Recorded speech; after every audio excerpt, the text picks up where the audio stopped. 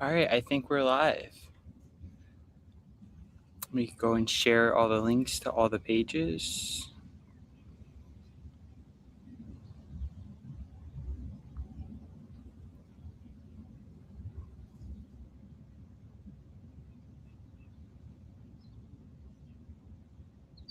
All right, just shared it all, so maybe we should be seeing some people soon.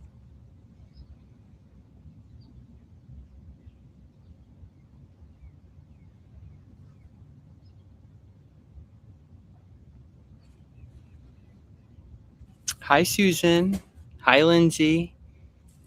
All right, I see some people joining. Can you guys hear me okay? Is it sound pretty good? It should be okay, I think. Sound pretty good?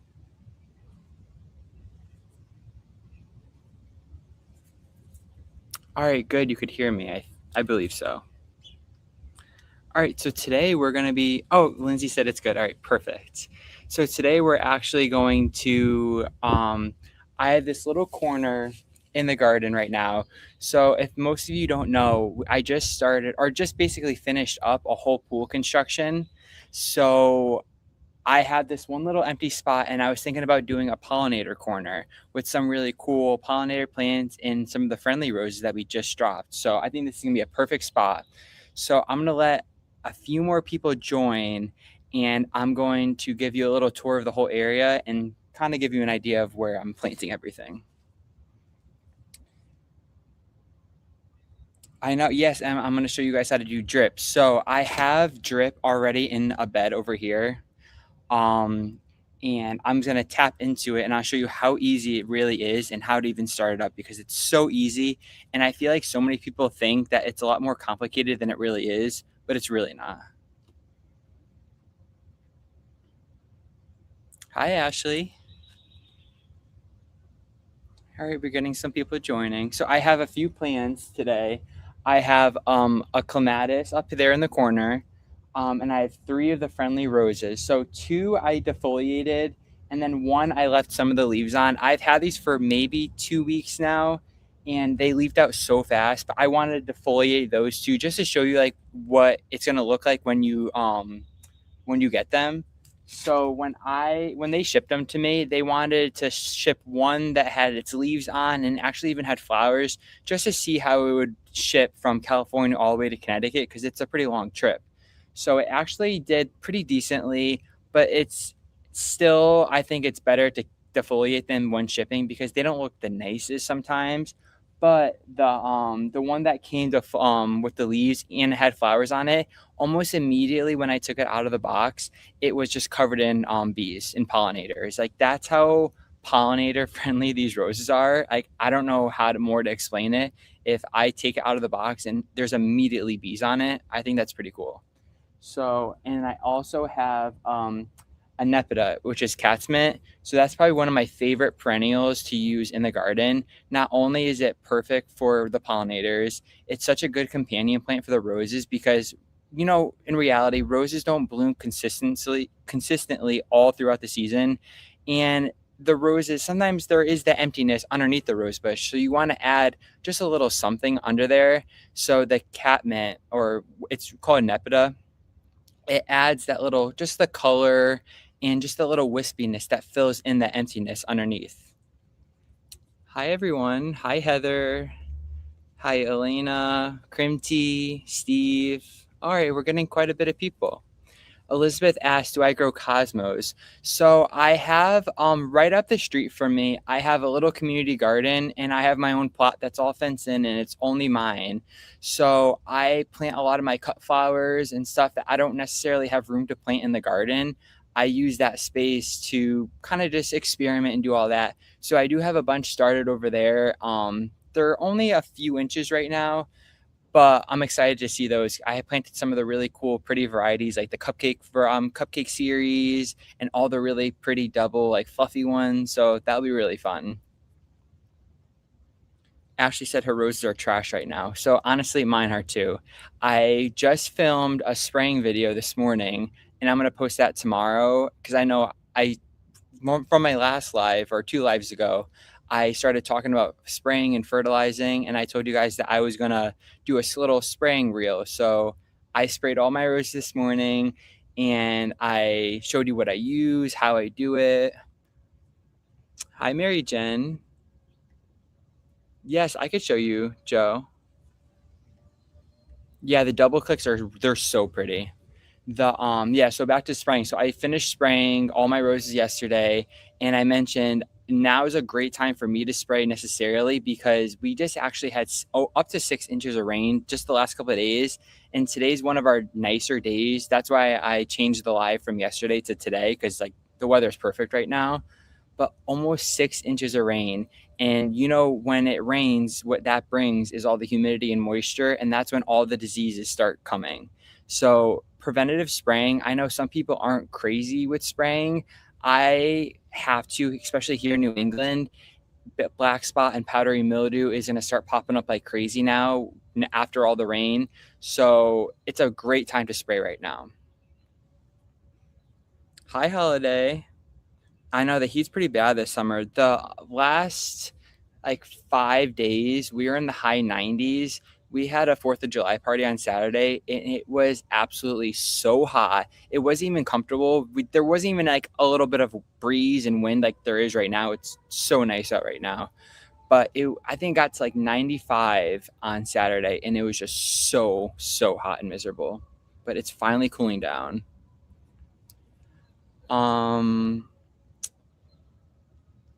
Let me see some of these comments.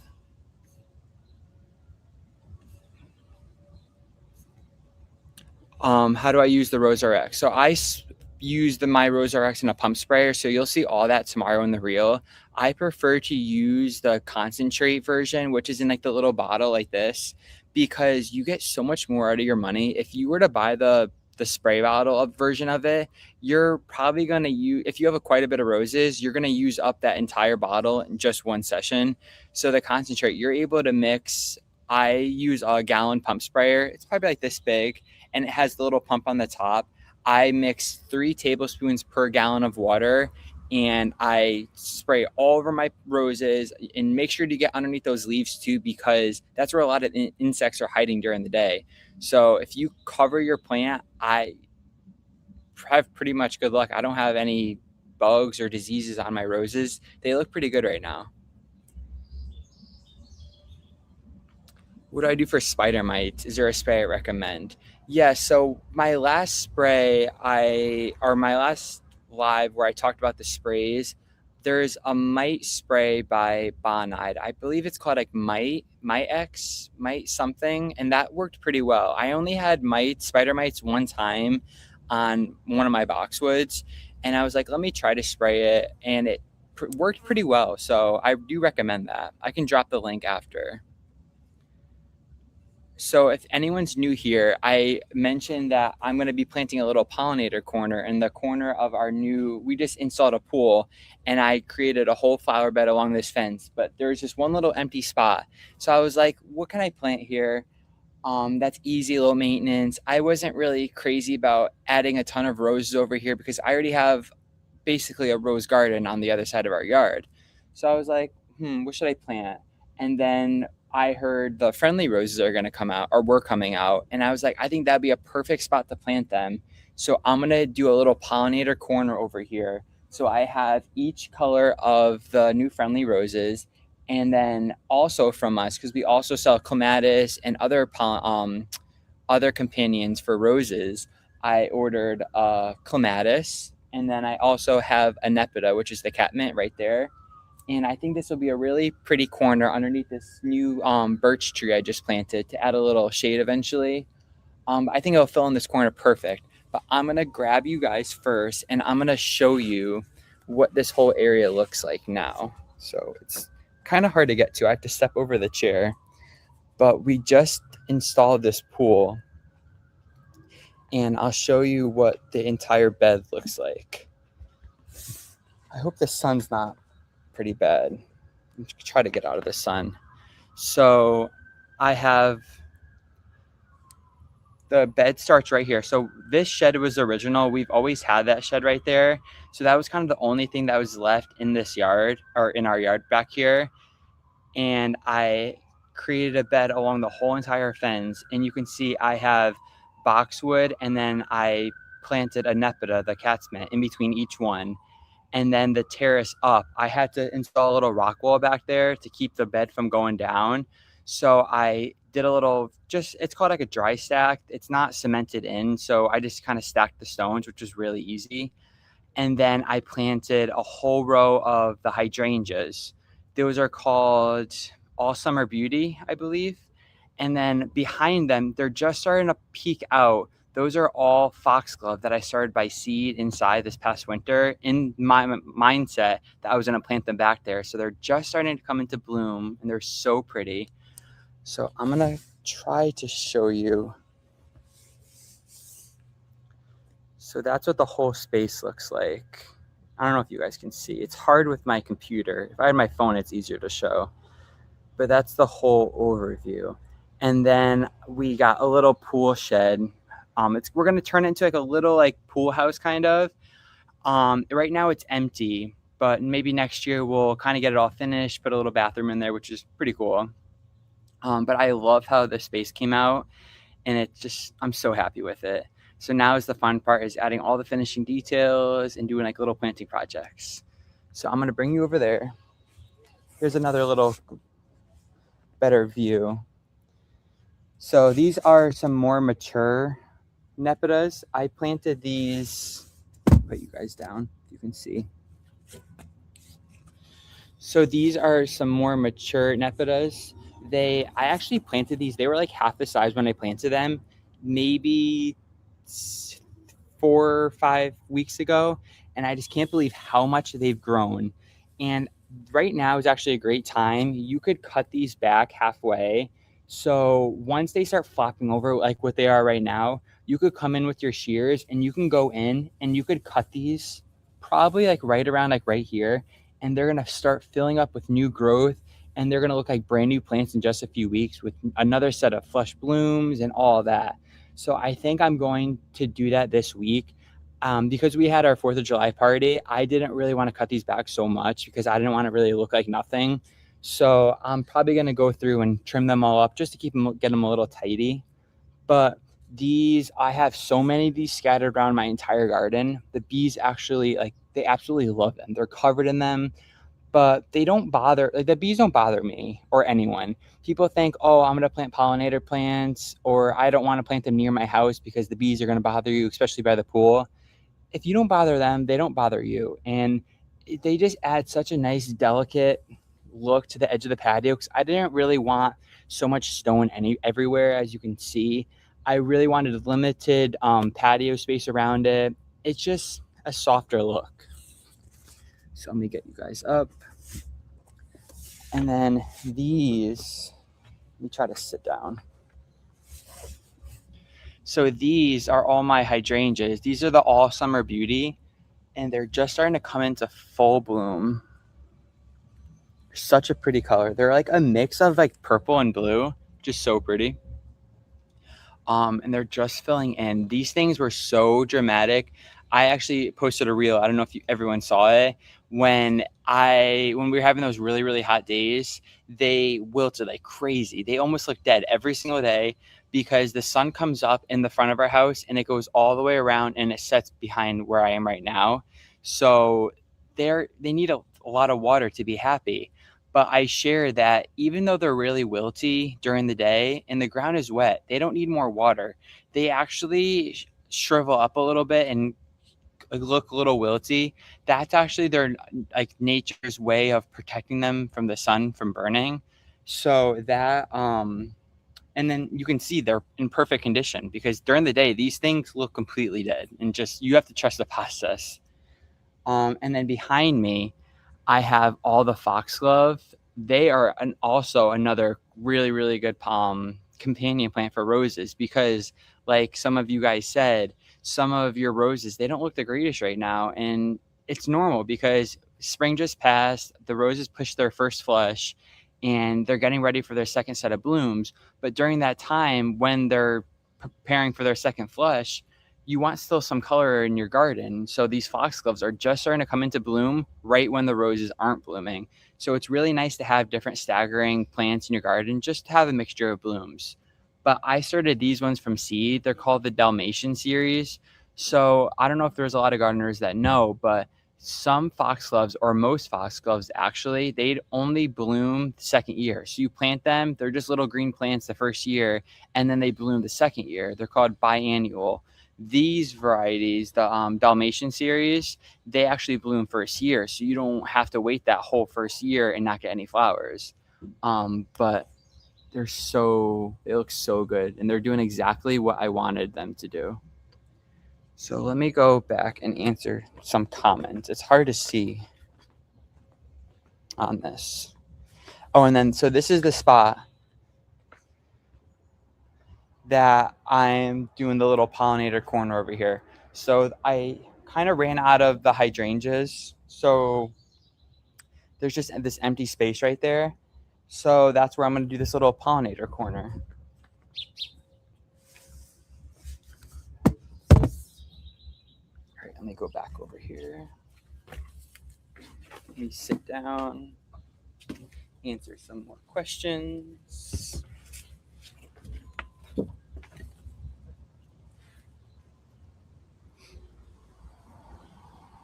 It's so much easier reading the questions on my phone.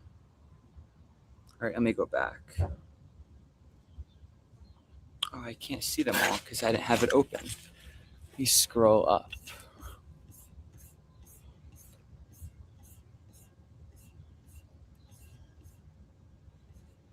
Thank you, Elena. I know, I'm so happy with how the garden's coming out. It's been a big transformation. Oh, Mary Jen has a lot of black spot in South Carolina. Yeah, because you guys get a lot of humidity too, right? It's the rain that kills us. If it wasn't raining or at all, everything would just stay so much cleaner. But I think I would rather have rain and deal with disease problems, and just kind of treat it.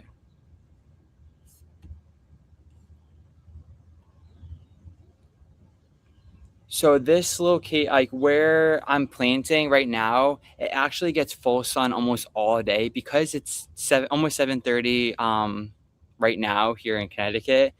The sun is starting to go down, and this fence blocks this whole spot for like the really late evening sun. So that's why it's nice to work out here right now, because if I was planting right now in like the afternoon, I would be dripping in sweat. It gets so hot over here.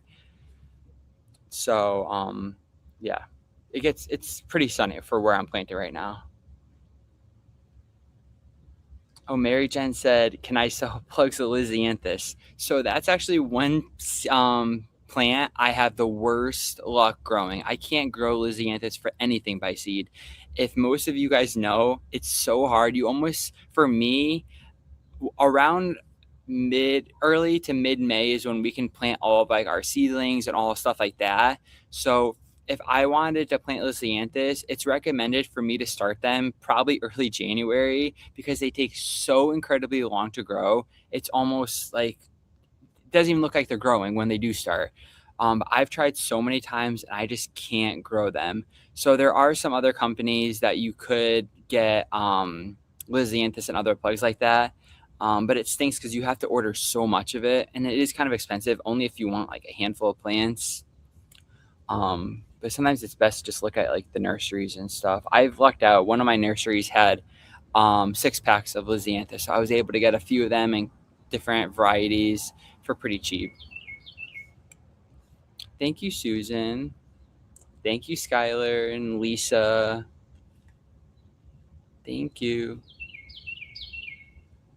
Everyone's liking the pool. I know it came out so good. I'm so happy with it.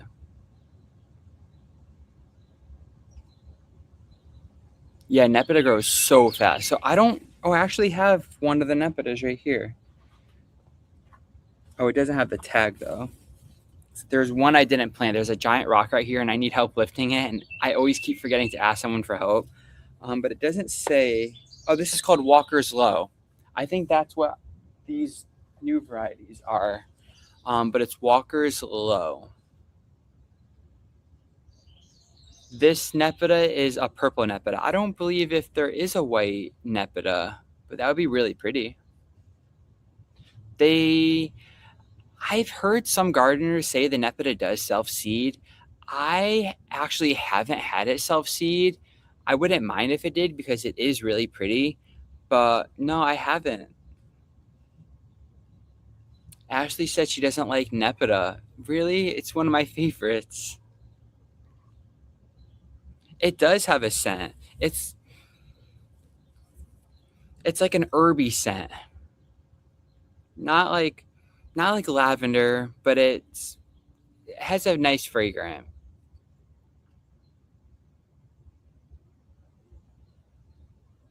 Mary Jen said she'll never be without Lisianthus, snapdragons, dahlias, or zinnias again. She's committed. I agree with you. I actually am not a huge fan of snapdragons. I grew them a couple years ago, but I haven't grown them again. But I should really try growing them again. I do love zinnias, only certain varieties. I like the really pretty double ones, like the I forget what they're called. They're like the cupcake looking ones.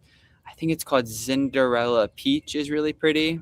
I had that one last year. Florette, she had her own line of dahlias. I don't know if she offers that or zinnias that she specialty grew from her own, and she had some really pretty varieties.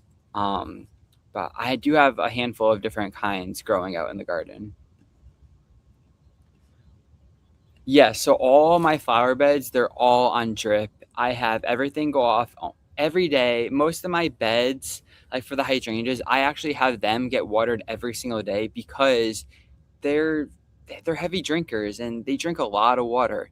So I run them every day for a half hour and I have little emitters. So I have two emitters on each side of the plant where the drip runs behind them, and I believe it's 1 gallon emitters behind there. So they get roughly like a gallon and a half of water a day. It depends. Sometimes I'll leave the drip running longer than others, but they seem to be really happy. Jenny asked, "How do you use your Maxia? Do you put it on dry or mix it with water?" So I actually mix it with water. I know so many people will mix or do it dry. So I was really because we just had up to 6 inches of rain the last couple of days. I was so tempted to do that way and just sprinkle it all around just to let the rain go in. But I always mixed it with water. Just in my mind, I know the roses are getting that. I see it going into the ground, and it's just like peace of mind. But I know so many people have good luck with it. Steve asked, "Do I have rabbits?" So no, we're actually so lucky where I live. It's pretty much a lot of neighborhoods around us, so we don't have much wildlife.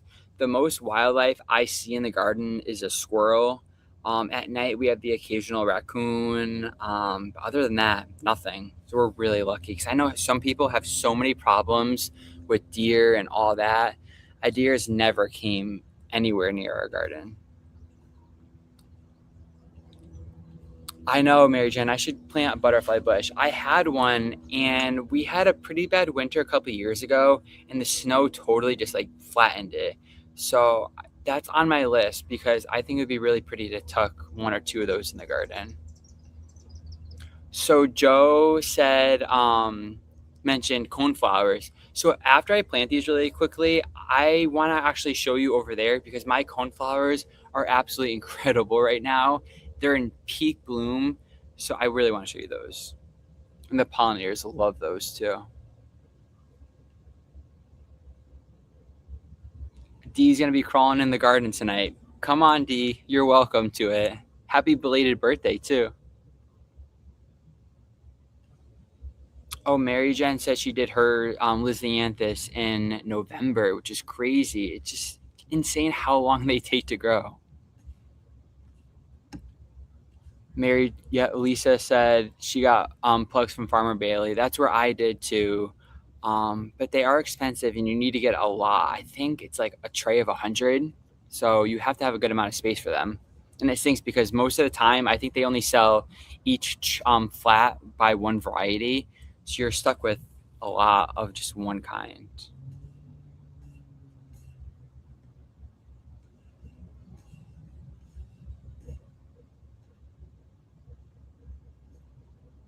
Hi, Kenji.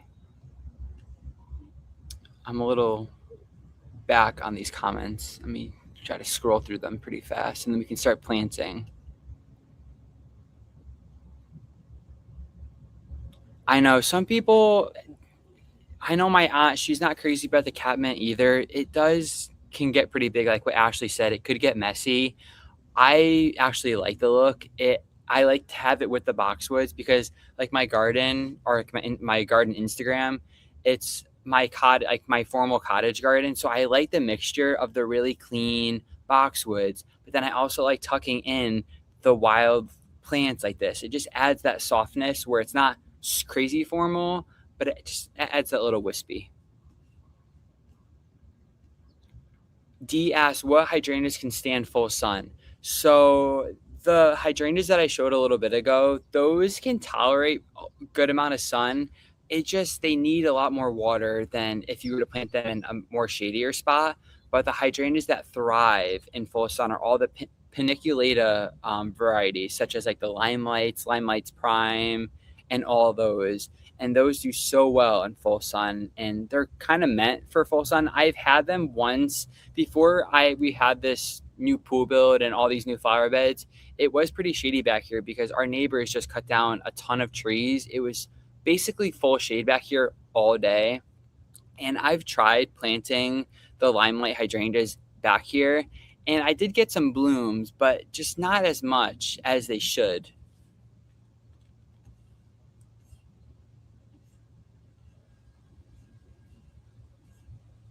Elena asked no sweet peas. So Jenny actually, she's been sending me for the last like 2 years. I feel so bad.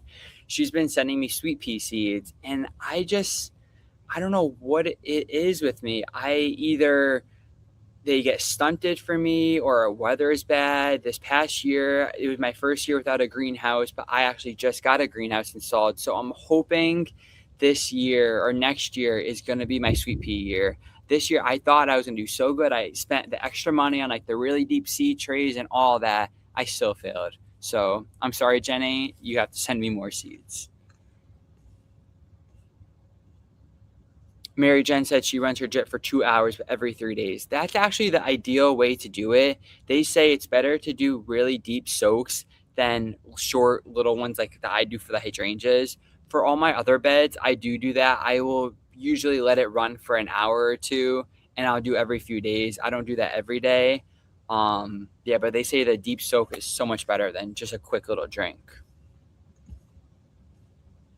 Yeah, I would say hydrangeas do better in the ground. I'm sure you could grow them pretty well in containers, but they just they drink so much water. I just, you would have to give them a lot to be happy in a pot.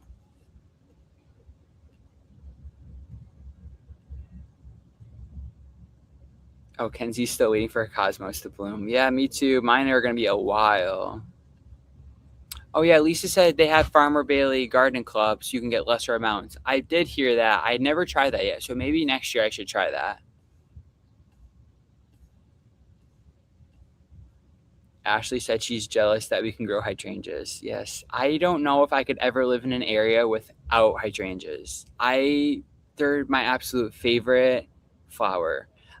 Roses are up there too, but I can't live without hydrangeas. I'm sorry. Sorry to everyone.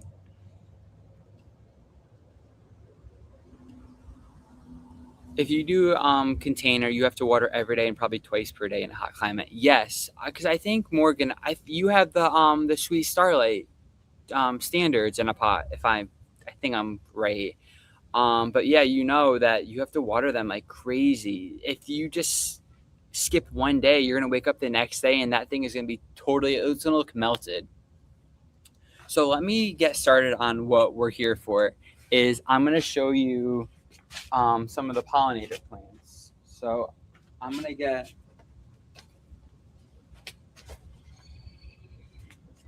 one of the friendly roses. So this is one of the new friendly roses. So if anyone's new here, I mentioned that when I got these in, I got two that were defoliated, and then this one actually came with the leaves on it, and I actually had a few blooms. So right when I unboxed this, it had like a few flowers. They weren't nice because they just flew cross country in a box, and it was hot out.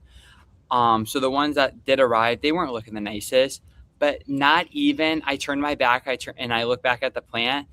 It was covered in bees. They were almost fighting over the flowers. So I was like, I sent a video to Jenny and Heidi, and I was like, look at this. I just took it out of the box. It's truly a pollinator friendly plant. So it lives up to its name. So I'm excited to plant these in the garden and see how they do. So I'm gonna kind of go over of how I'll tackle this. So it's a pretty empty area, and I have 3 of them. So I'm thinking about doing a grouping of them. So I'm gonna have the pink, of course, right in the middle because that's my favorite color in the garden. And then I'm going to have the purple one up there in the back. That's what that one is. And then this one is the red one. And I'm gonna put the red one right there. So it'll be a nice little trio around here. And then up there, that's the clematis. So I know this type of clematis, when I say the name, some people are gonna be like, oh, it's so invasive. It's called sweet autumn clematis. And it could be invasive, I think, in some states. It's not invasive here, but it does get big. It can take over anything. But I have this such a big empty fence right here, and I don't mind it taking over. So I have to get a little trellis for it to grow up and train it to start, but I just want it to just take over. It's going to just be this nice fluffy wall of clematis. So these flowers, they're actually not a traditional like big clematis flower. It looks like a cloud when it blooms. It's all these millions of little tiny white flowers, and I think it's just going to be so pretty all back here. So that's that. And then this is what a Nepeta plant will look like from us. So if you order it, and this is, what variety is this? Persuasion Blue. So this is just starting to come out of bloom as well. So this one can actually be cut back too soon as well. But you could see, remember how I mentioned they could be cut back during the summer? See that a little bit of new growth coming in from the base of the plant. So it's wanting to push new growth, but it's not going to be as good if all this other old growth is still on the top. So by trimming this back, the bush is just going to flush out with all this new growth. So I have 2 of these. So I think I'm going to space them on both sides of the pink friendly rose right there. So I'm going to plant this really quickly. The soil is really soft up here. I know someone asked, what do I do to treat my soil? I don't really do anything in the dirt, but as you can see, like our soil, this is our native soil. I don't have to do anything to it. It's just absolutely filled with all the good nutrients. I see some pictures people posting of like how red and clay your soil is. Like I just can't fathom having red soil. But this is how I typically like can dig all the holes in my yard.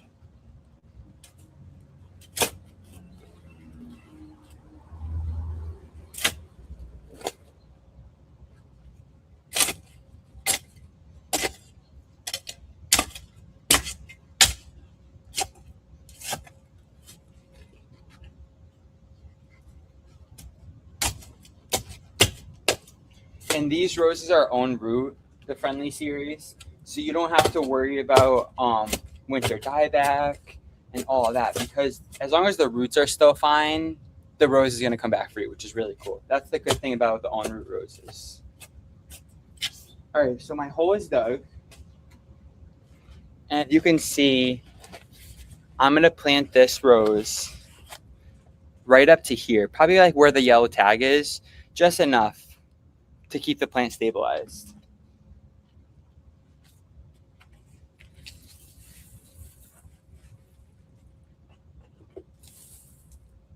So this one doesn't have a ton of roots, but there's a lot of little white feeder roots that it's just asking to get planted, and it's probably gonna explode with growth right when I plant it. So you can I don't know if you can see really well, but my ground is right here, and it's gonna be maybe an inch above the base of the plant because you don't really want to see some of the roots that are coming out of the soil. You want to make sure that's all really covered well. So I got the plant in there and I'm going to backfill with all this good native soil. And again, that's how good our soil is. It's just so rich. I don't have to add anything.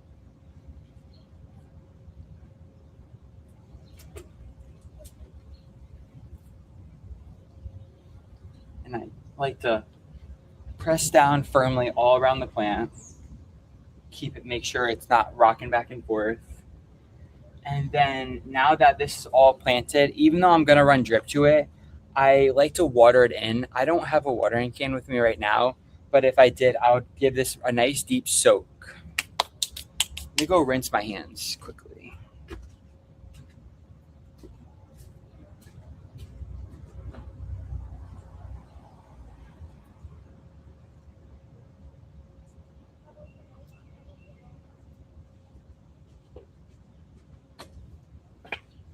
All right, I dipped them in the pool, even though I wouldn't normally do that. Let me see some comments.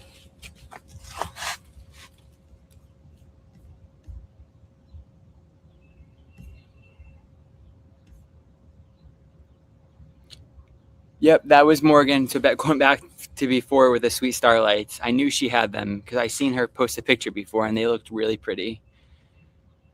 Let me go back down, see some of the soil comments. Ashley's over the Nepeta. I hear you.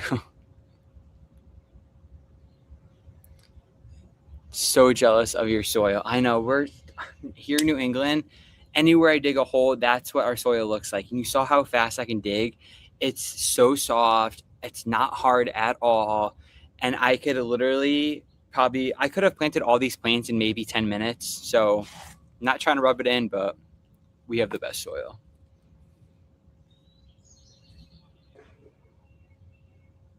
Oh, Kenzie said the Pacific Northwest soil is like that.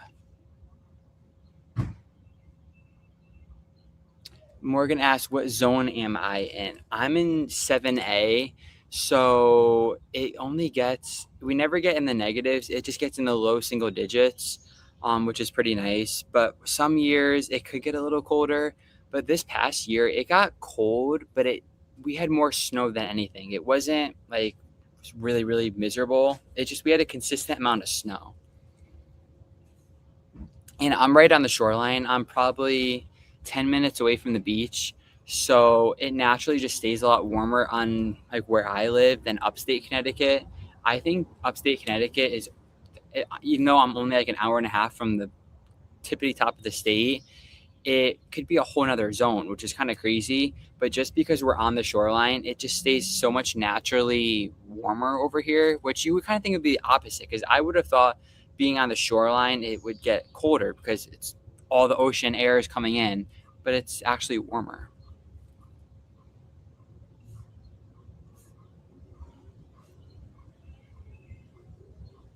Oh, Kenzie was stationed in Groton when she was in the Navy. Oh, wow. I didn't know you were in the Navy. I know these people with the clay soil comments. I can never get over when I see you guys post digging holes, how insane your soil is. I just can't believe that's even possible, especially when it's red. Forget it.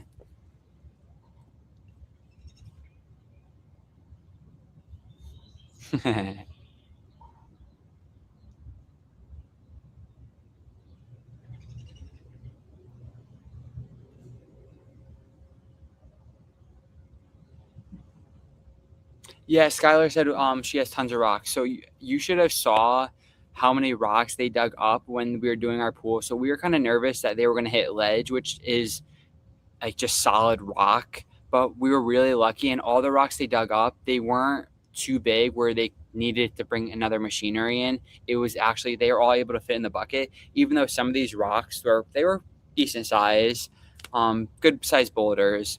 So we were just really lucky that we didn't have that problem. Our neighbor, 2 houses up, they got an in-ground pool in a couple years ago, and they had a rock that was probably bigger than like a little Volkswagen Beetle. This thing was so big, they had to have two of these huge excavators come in, strap both sides, and put it on like a huge flatbed trailer to get it out. It was insane.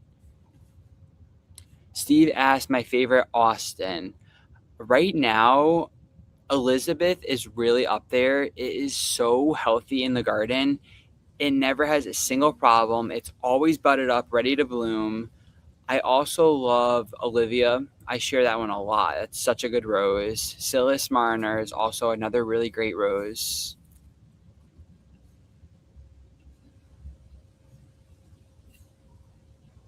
Yes, Kenzie said she loves Connecticut pizza. That's what Connecticut's known for. They have the best pizza.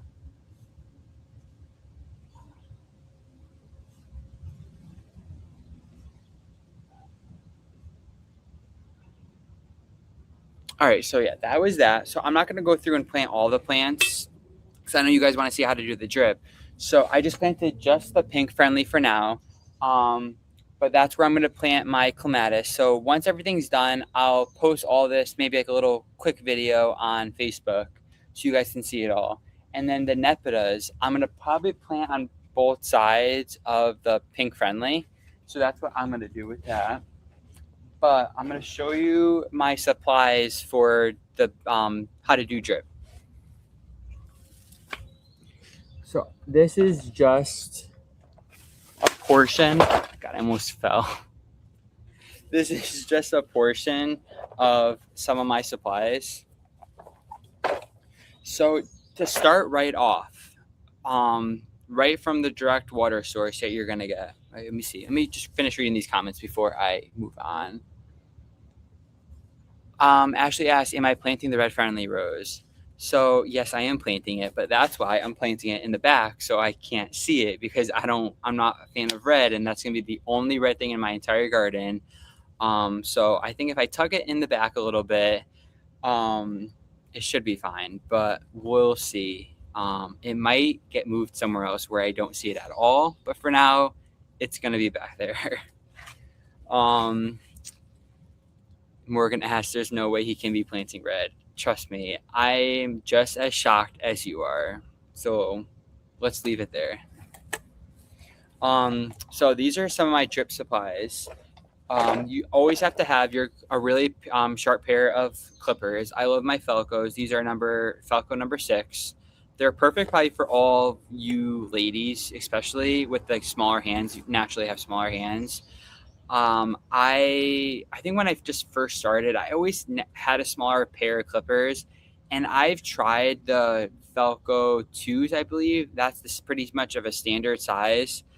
They were just too big for me, even though like my hands are still pretty big. I just like the smaller clippers. So I have a handful of these Felco number 6. I have them everywhere. These are my all-time favorite clippers, but I just sharpen them. But why I'm talking about them is when you are doing drip, you want really sharp clippers, just so when you clip anything, it does a nice, really clean cut. Oh, hi, Diane. She rehomed a couple of reds. Yeah, so right from the water source, right from your hose spigot, you'll be using one of these. So this is, I believe it's like a male connector, and it's going to have these ribs. So this is one I've already used, and it has some plumber's tape on it. I'll use the plumber's tape if there's any leaks, but I'll use a 3/4 inch adapter, and I'll link everything down below because I might not get the correct sizes right of what I use. I'm kind of just going off memory right now. But this is a 3/4 inch adapter. So this part goes to your hose, and you're going to have, it's called distribution tubing. I have an extra piece here I'm going to cut just to show you. So then this part, the distribution tubing, it has nothing in it, no holes, none of that. It's just solid black tubing. So pretend this is connected to your faucet. You're going to put your distribution tubing, and it's going to go right here, and then you're going to have, I should have done this first. Make sure you put the little hose clamp on first. Put your adapter in, and then you're going to tighten this, so it's going to be really, really, really tight. So your hose isn't going to pop right off. So you're going to basically run this line anywhere into your garden. So I have this running pretty far and I bury it, even though you probably necessarily shouldn't bury it. I'm sure it's fine to bury it, but I just cover it just enough just so I don't see it in the garden. It just looks a lot cleaner underneath all the paths, all of that.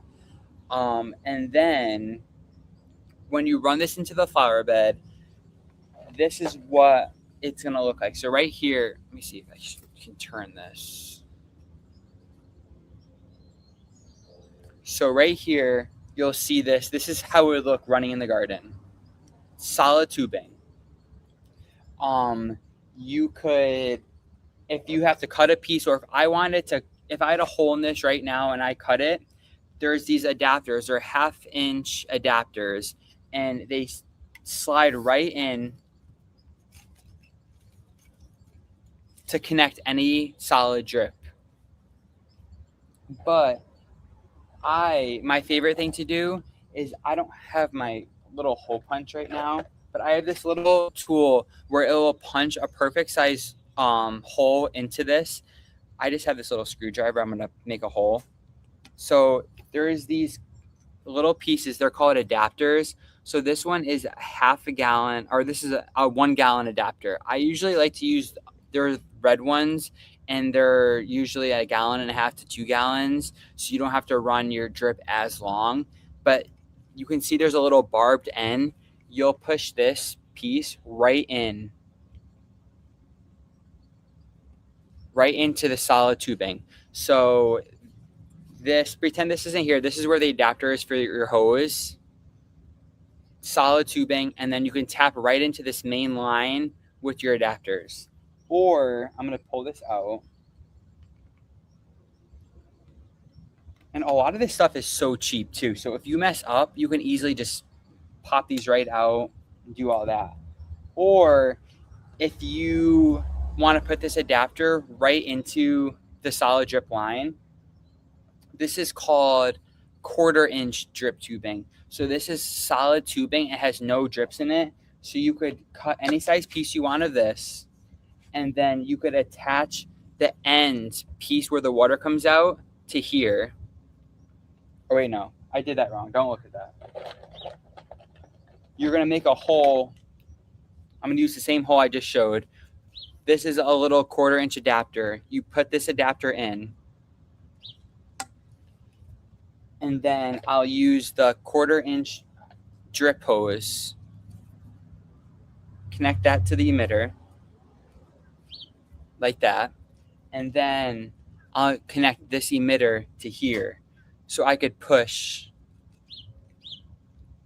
have this going in. So this is perfect for if you have planters, or if you have a plant that's a lot farther away from your main drip line, you could run these little cords. So that's what I'm going to do here.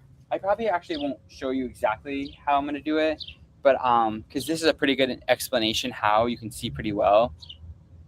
But if the only supplies you really need is the adapter. I don't know where I put it.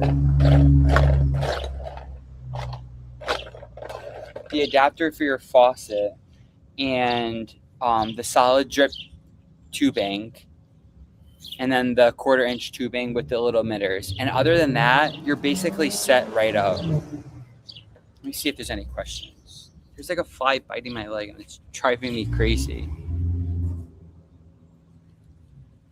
All right, let me see.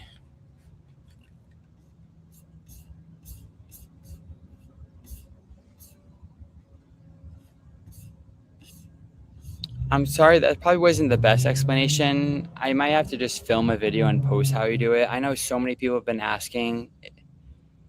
She lost me at the adapter. I'm sorry, Ashley. Are you guys talking about dinner and making me hungry? I didn't eat anything yet, and it's already almost 8 o'clock. Someone asked, what do I do?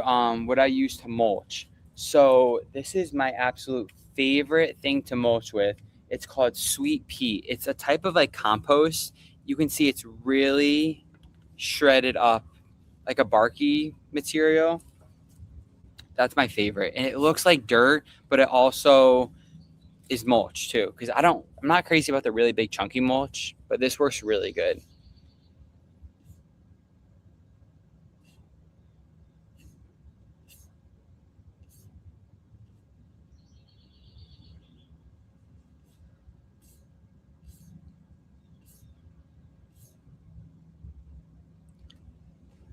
So Diane asked, how do I determine the size rate of the drip for the emitter? So I kind of just eyeball it, because I really realistically don't know what size emitters to use. I typically like to stay with usually 1 gallon to the 2 gallon, because the more 2 gallons you add, the water pressure decreases a lot in the drip, so you're not able to add as many lines to it, and you have to run it a lot shorter. So I like to use a lot like less gallons so I can add more to it. I don't know. That's what I kind of figured out.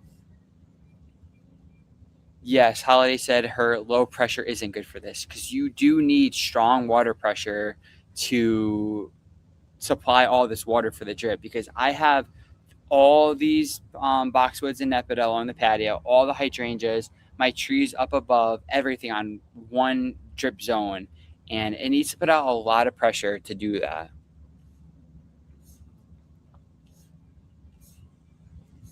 Hi, Casey. All right, so now that I kind of did this, I showed you my little plant pollinator corner, um, the little quick demonstration on how to do the drip. Yeah, Mary Jen said she does zones. I do zones too. I have this whole area is one zone, then I have my garden, my raised beds. Everything's got different zones. Sharon said, how do you do a drip for a half acre? You're going to have lots of zones, because you'll notice the more stuff you add, like if you keep adding onto the drip, the pressure is gonna weaken like crazy. Because I can already tell it. The more I'm adding to this, the less pressure I'm having. So you need quite a bit of zones probably for that much space. Because I'm not even on. We don't even have quarter of an acre, and I probably have 6 different drip zones. How long do I run the water for? Probably for my roses, probably an hour for every 2 days. Typically, I like to do like the deep soak. I think Mary Jen said she likes to do this deep soak as well. But for this bed in particular, because I have the hydrangeas, I do this at 30 minutes every day, just because they drink so much water and they're typically more shallow rooted. I have to water that more frequently. So Mila asked, each zone connected to a different spout. So we only have 2 spouts on our house. We have one in the back and one in the front, but I use water timers, or you can use water dividers. So I have a 4-way divider, and then I have a two output water timer. So I have one part of the water timer over here, and then one part for the water timer over there. But they do go off different times, because you can't run all the zones at once. I have to spread it out, because if they go off at the same time, it's the water is just not going to come out for all the roses.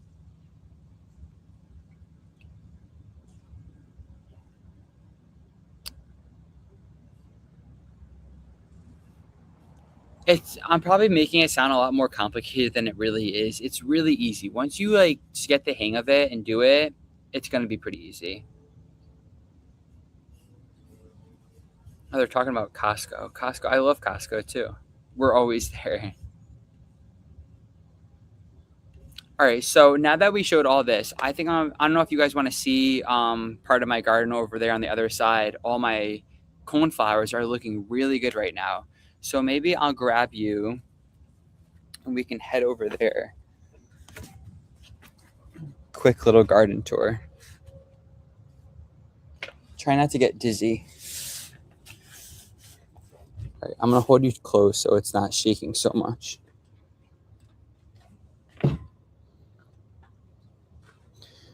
It's not that far. Oh, I'll show you my greenhouse too. I know one of the last lives I started showing you what the base looked like, but they're officially finished and I can't wait to fill it up. But it's been so hot here, I haven't done anything to it. So this is my vegetable garden. And can you guys see that well? So this is my vegetable garden. It's kind of weedy right now. I have my espalier pear tree, and then I have a little apple tree right there growing pretty well. But this is my greenhouse. They just finished it, so it's a glass greenhouse, and it came out so good. The finials on the top are probably one of my favorite parts. It came out really, really good.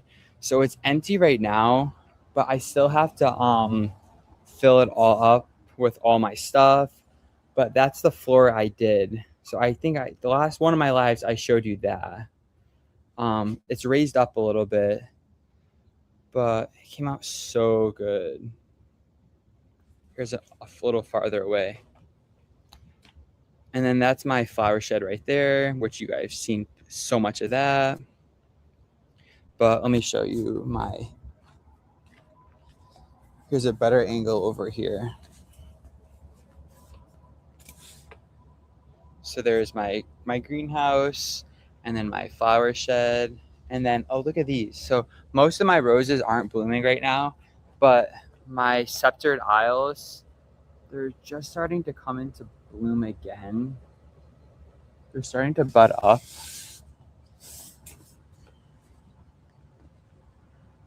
I don't know if you can see that. Again, it's so hard bringing my MacBook out, but everything's just starting to come into bloom. I have some more hydrangeas blooming back here. I have hydrangeas everywhere. If I had a spot, I'll plant them everywhere. But now I'm walking down. The air is on, so hopefully the air conditioner is not really loud.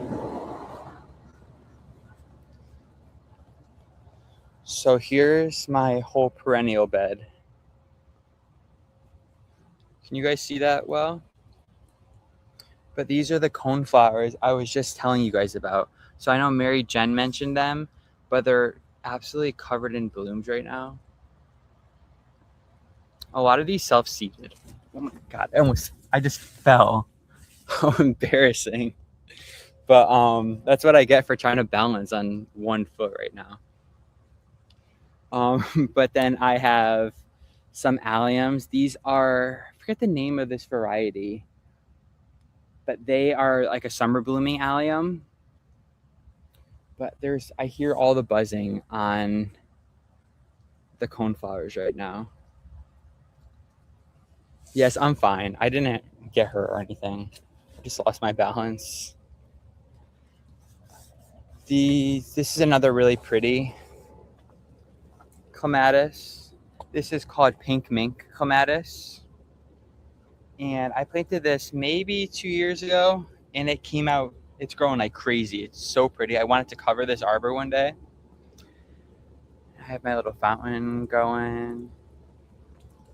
But yeah, my coneflowers, you can see right here, they're reseeding like crazy. So I'm just letting them grow. So that's why I also love the sweet pea mulch, because like some normal varieties of like types of mulch and stuff, they're so thick, it's hard for stuff to reseed naturally. So with the sweet pea mulch, stuff could naturally reseed and spread, but still keep the garden nice and clean and tidy.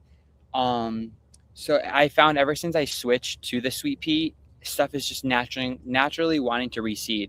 So a lot of these coneflowers, they just reseeded themselves, and I let them be, because more plants in the garden means less spots for weeds to grow.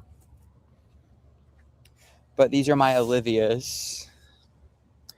They're starting to become budded up and bloom buds. So I just sprayed these this morning. This one's not a really pretty bloom. But I don't have much flowers blooming right now in the garden. But yeah, that's that. So let me see if there's any other questions.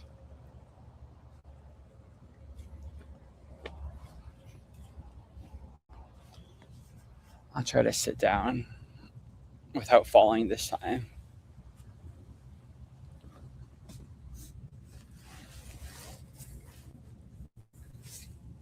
Now I'm just sitting in the grass. So, do you guys have any more questions? I know that was kind of an impromptu garden tour, but just to show you.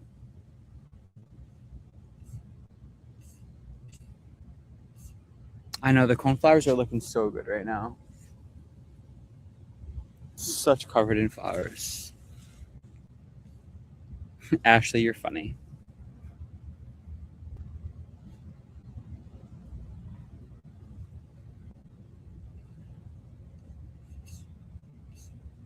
Yeah, the clematis is really dainty, and it has like the smallest whimsy, like delicate flowers. They just look really good.